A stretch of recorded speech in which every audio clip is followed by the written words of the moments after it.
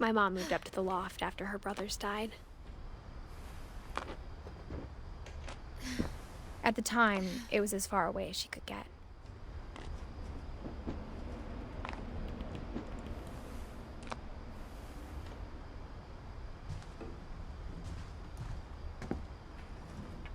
My mom moved to India a week after graduation and got a job teaching English. Louis was born a year later.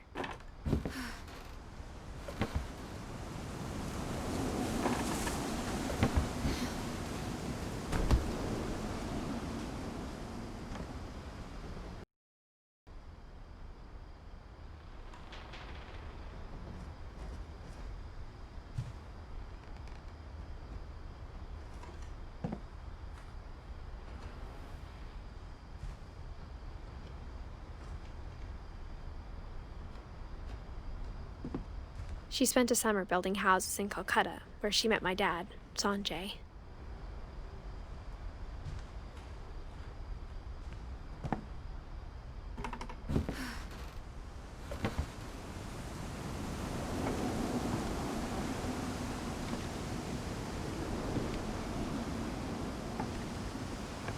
When my dad died, I don't think Mom knew where else to go. I'm sure Edie was happy to have her back. The house had to get a little bigger, but Edie was used to that.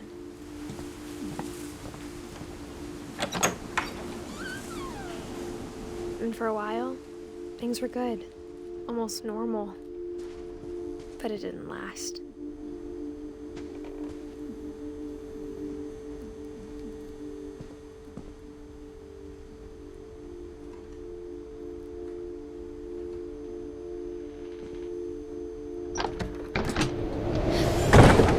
The beginning of the end was Milton's 10th birthday, when Edie gave him a castle.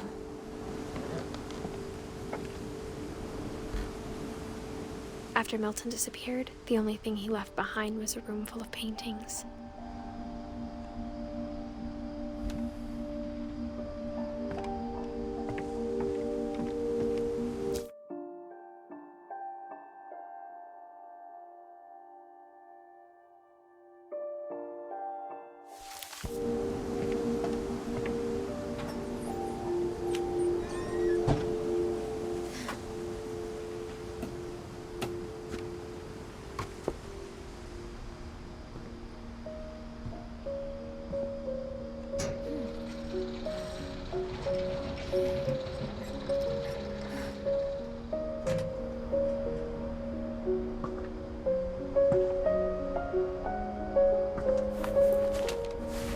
Milton Finch in The Magic Paintbrush.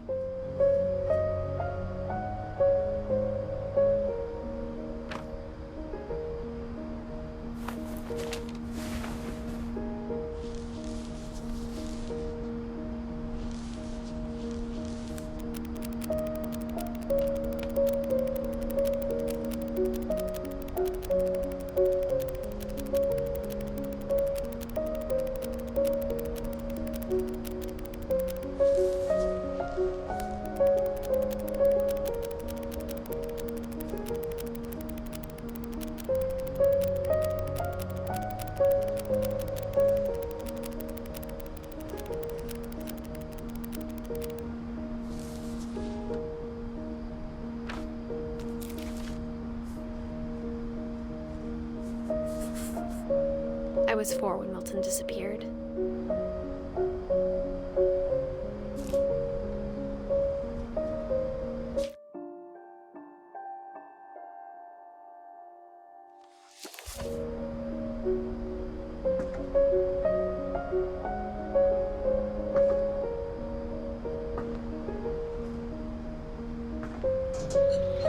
Mom spent months searching for my brother. Then she sealed the doors.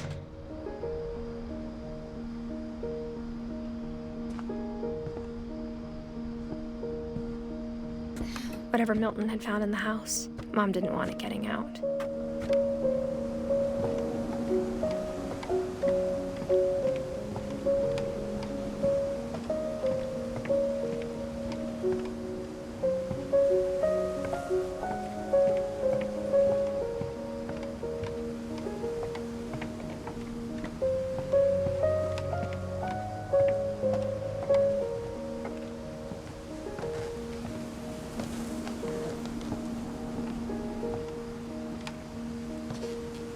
Mom definitely blamed Edie, but I think Lewis blamed himself. After he graduated, he just spent more and more time in his room, until Mom got him a job at the cannery. Everyone always told me to stay out of Lewis's room, except Lewis.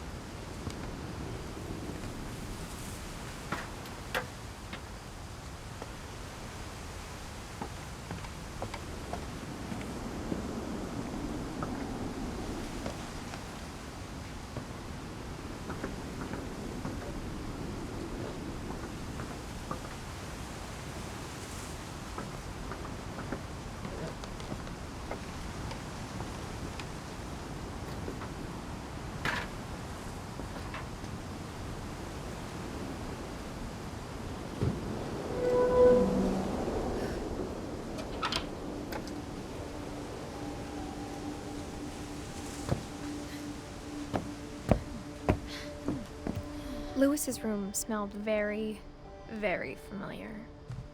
That part of him lived on.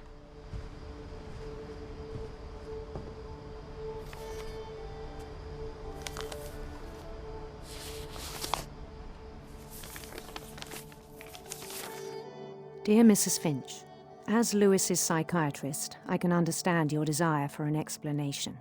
As I see it, the trouble began in January, shortly after we convinced your son to seek treatment for substance abuse.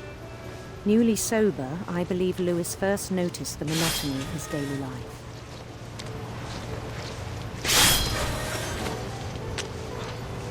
He kept working at the cannery, but he withdrew part of himself. In our sessions, I saw the same behavior. His mind began to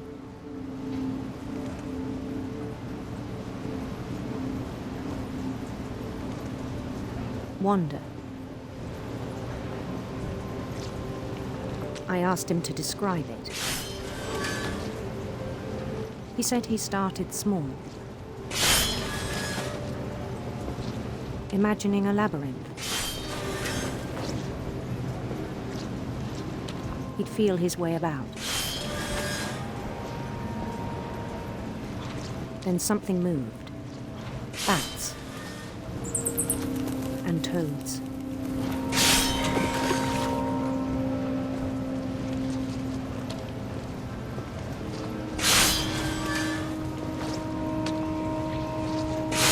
And things that have not names.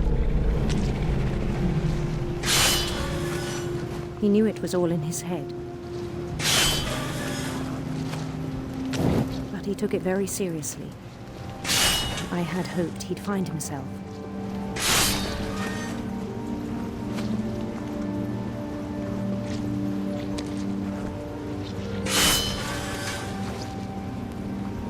But he found something more. I worried about him then. Daydreaming at the cannery. I spoke with his boss.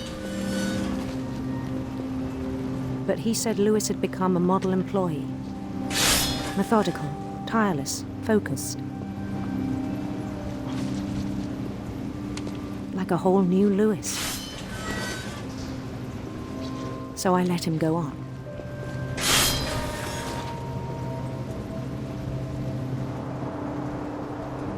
I even encouraged him. It seemed very promising at first.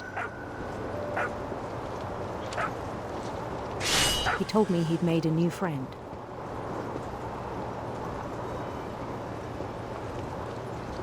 On the edge of a city named Lewis-topia. He built the city up slowly, brick by brick. Then he made musicians.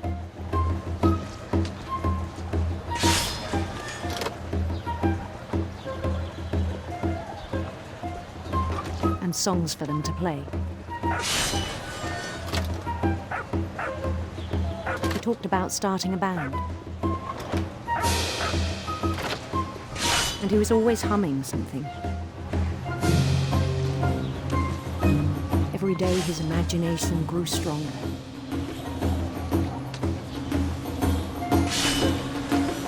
He no longer spoke at the cannery. But his chopping was as reliable as ever. Then one day it struck him that all the cheering crowds, even the stones under his feet,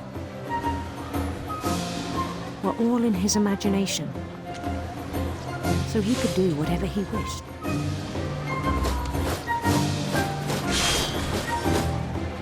He held an election for mayor, and he won. They begged him to stay, but his mind was already wandering. It became a game for him.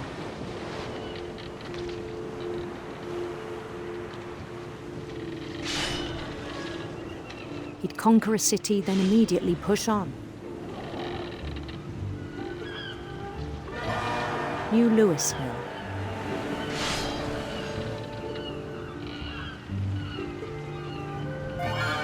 St. Louis. He started drifting away from our reality.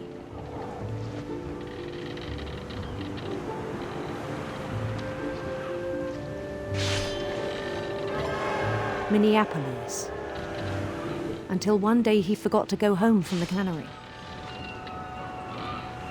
Even as his mother pleaded with him, part of Louis kept sailing on.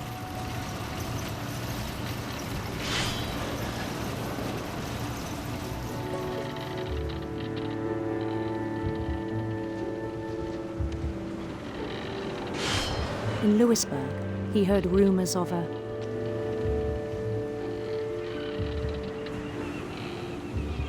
handsome queen.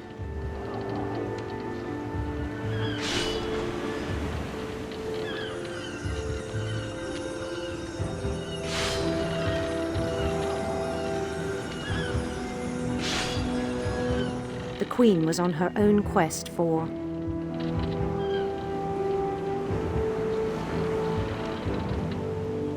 radiant rainbows.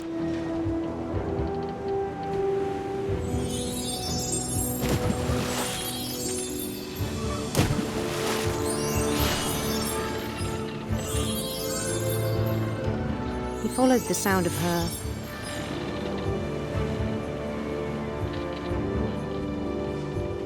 electric sitar.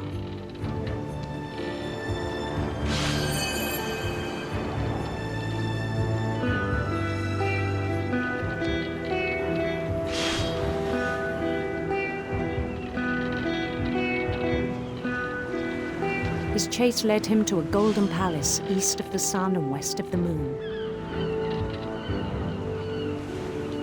Even then, his logic remained sound. He knew the world was all in his imagination.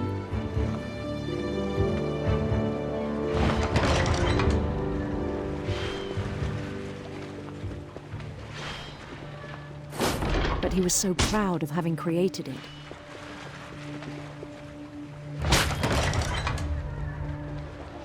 In his own eyes, he'd become something greater than a king.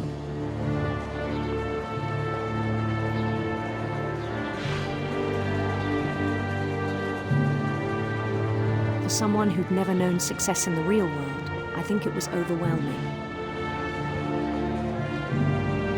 And then it struck him that the real Louis was not the one chopping salmon, but the one climbing the steps of a golden palace.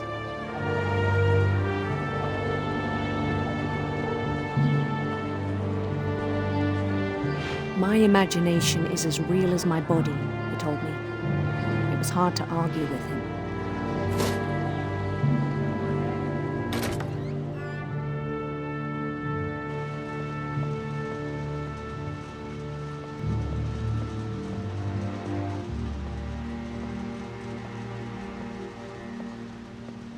He began to forget the world we know.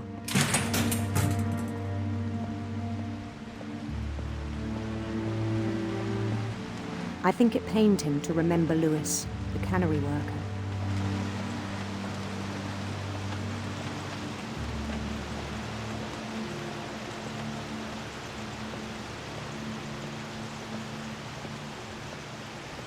He began to despise the man with a royal contempt.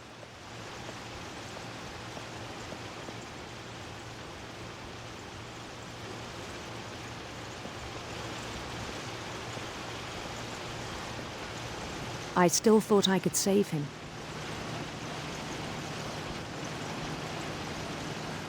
Even after he said he was being crowned king over all the lands of wonder. The palace would be packed with his companions.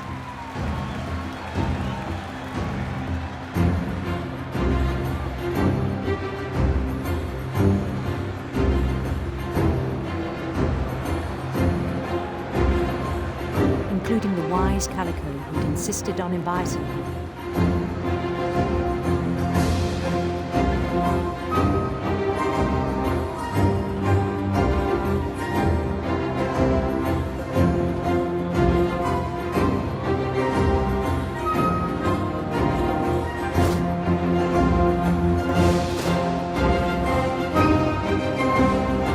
His queen waited, holding his crown.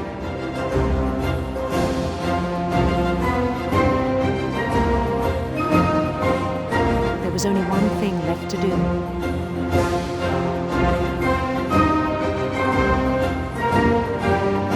Bend down his head.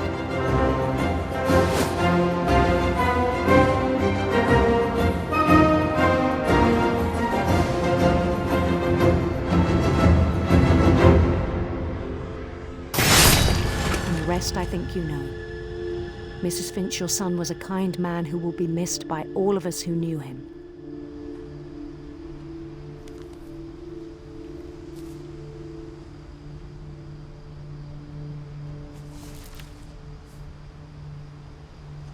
My brother was really cool.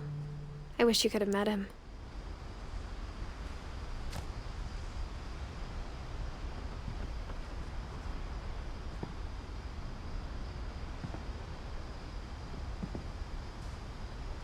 He was so proud of being Indian.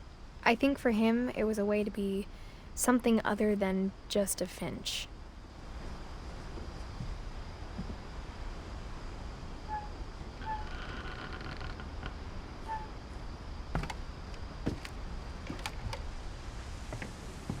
On the way back from Lewis's funeral, my mom told me to start packing. She waited until the day before we left to tell Edie.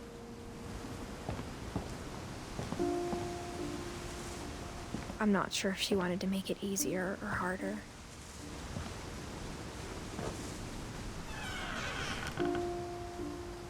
I wish we'd stayed. But I understand why we left.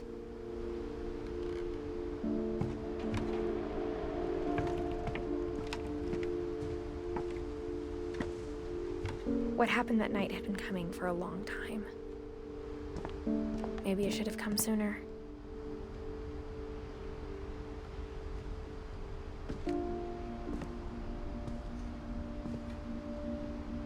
But it had to end one way or another.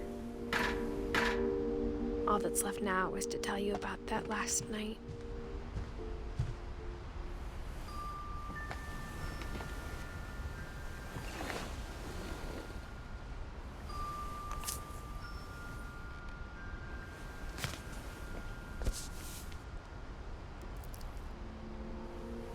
That whole last day, Edie just watched us pack and didn't say a word. Until supper, when she raised her glass and said, "To our final night together, and all our final nights apart." Grandma, you know what I said about alcohol. Some of your medications are very Edith, specific. I left a present for you in the hallway. Why don't you go open it? The grown-ups have to argue now. I'm sorry, you're right. We're all leaving tomorrow. Let's just enjoy our last... I'm not leaving. Edith, you're excused.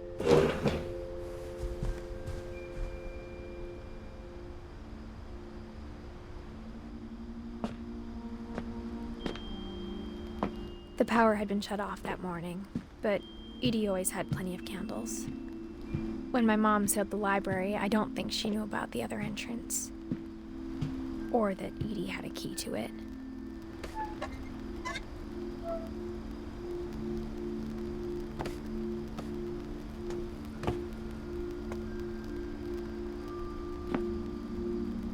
That thing you're afraid of isn't going to end when you leave the house. Edith has a right to know these stories. My children are dead because of your stories. I think it's best if Edith and I leave tonight. We'll have the nursing home send a van for you in the morning, okay?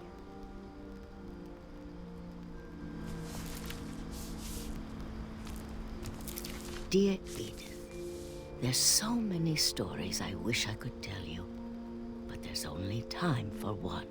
This is about what happened on the night you were born.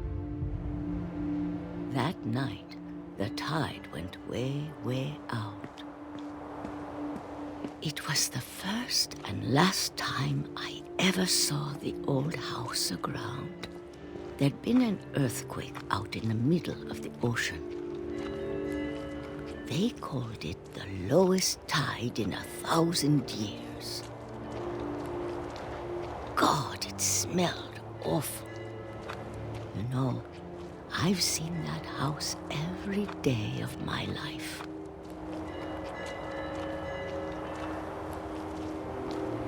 But I never thought I'd go back to it. When the fog rolled in, I lost my way.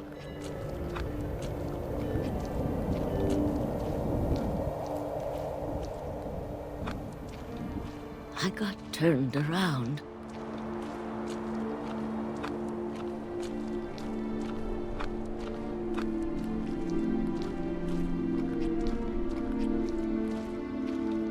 For a while, I wandered.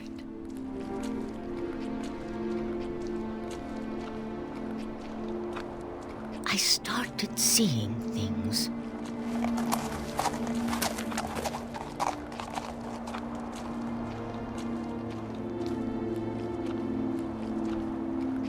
Things I'd forgotten had ever existed.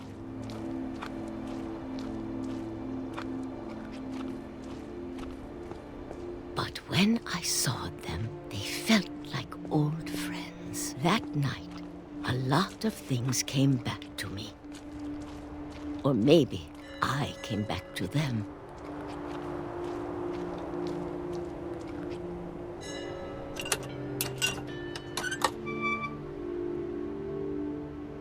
Things I can't explain, but that I need you to try and... Edith, what are you doing in here? It's mine! Edith! Mom, you're gonna rip it! Let go! I kicked and screamed, but Mom dragged me to the car. I never saw Great-Grandma Edie again. The next morning, the van came to pick her up, but she was already gone. After that, we moved around a lot.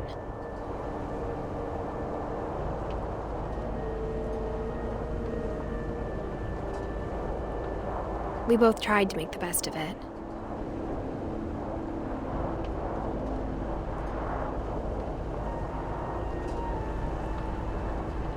A few years went by.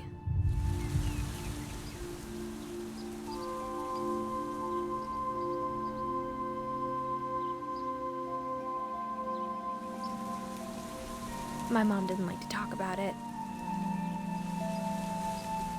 But she started getting sick a lot. The rest happened pretty quickly.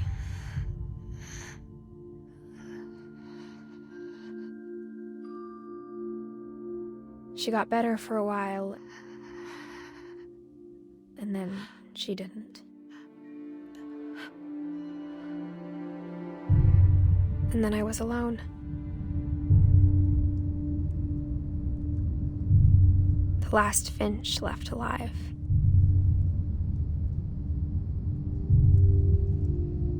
Until I found out about you.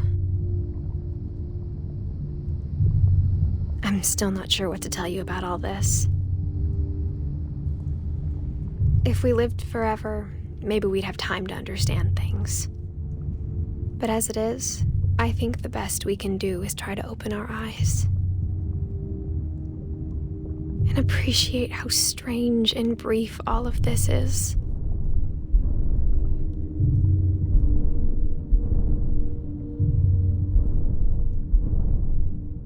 This journal was supposed to be for you. But now I hope you'll never see it.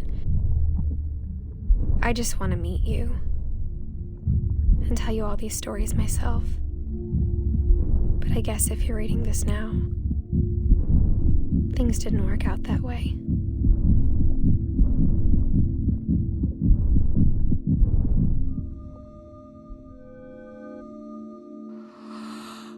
This is where your story begins. I'm sorry I won't be there to see it. It's a lot to ask, but I don't want you to be sad that I'm gone. I want you to be amazed that any of us ever had a chance to be here at all. Good luck.